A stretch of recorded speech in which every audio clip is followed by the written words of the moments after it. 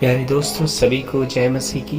दोस्तों, आज हम कहानी सुनाने जा रहे हैं। यीशु एक लाचार व्यक्ति को चंगा करते हैं। इस कहानी में हम देखेंगे संत यूहन्ना की अध्याय 5 1 से 9 और 14 से 18 तक के वचन। इन बातों के पीछे यहूदियों का एक पर्व हुआ और यीशु यरूशलेम को गया। यरूशलेम में भेड़ फाटक के पास एक कुंड है जो इब्रानी भाषा में बेतसदा कहलाता है और उसके 5 चौसेरे हैं। इनमें बहुत से बीमार, अंधे, लंगड़े और सूखे अंग वाले पानी हिलने की आशा में पड़े रहते थे, क्योंकि ऐसा माना जाता था कि परमेश्वर का स्वर्गदूत कुंड में उतरकर पानी को हिलाया करते थे।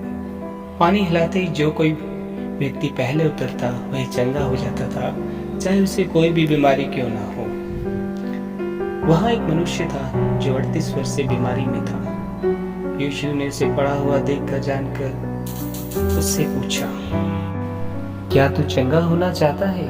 उस बीमार ने उसको उत्तर दिया कि हे प्रभु, मेरे पास कोई मनुष्य नहीं कि जो पानी हिलाए तो मुझे कुंड में उतारे, परंतु मेरे पहुंचते पहुंचते दूसरा मुझसे पहले उस कुंड में उतर आता है।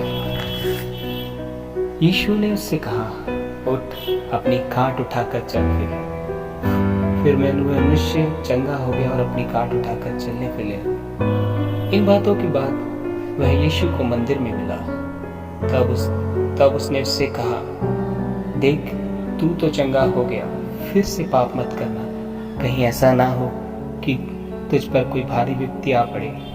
उस मनुष्य ने जाकर यहूदियों से कहला दिया कि जिसने मुझे चंगा किया है वह यीशु है। इस कारण यहूदी यीशु को सताने लगे, क्योंकि ऐसे ऐसे काम सबके दिन करता था। इस पर यीशु ने उनसे कहा कि मेरा पिता अब तक काम करता है और मैं भी काम करता हूँ। इस कारण यहूदी और भी अधिक उसे मार डालने का प्रयत्न करने लगे। वह न केवल सबके दिन की विधि को तोड़ता है, परंतु परमेश्वर को अपना पिता कहकर अपने आप को परमेश्वर का तुल्य ठहराता था।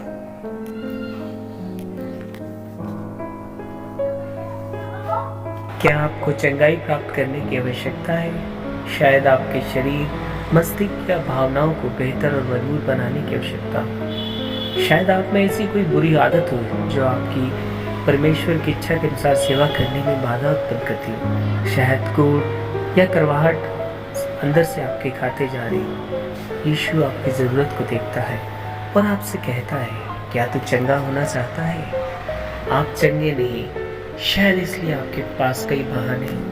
हो सकता है कि आप अपने घर या स्कूल में एकमात्र मसीही हो।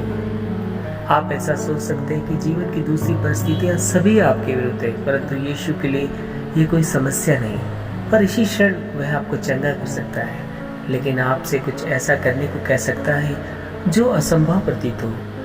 जिस प्रकार उसने उस आदमी से कहा जो ना बैठ सकता था ना चल सकता था, तो भी उसने अपनी खाट को उठाया।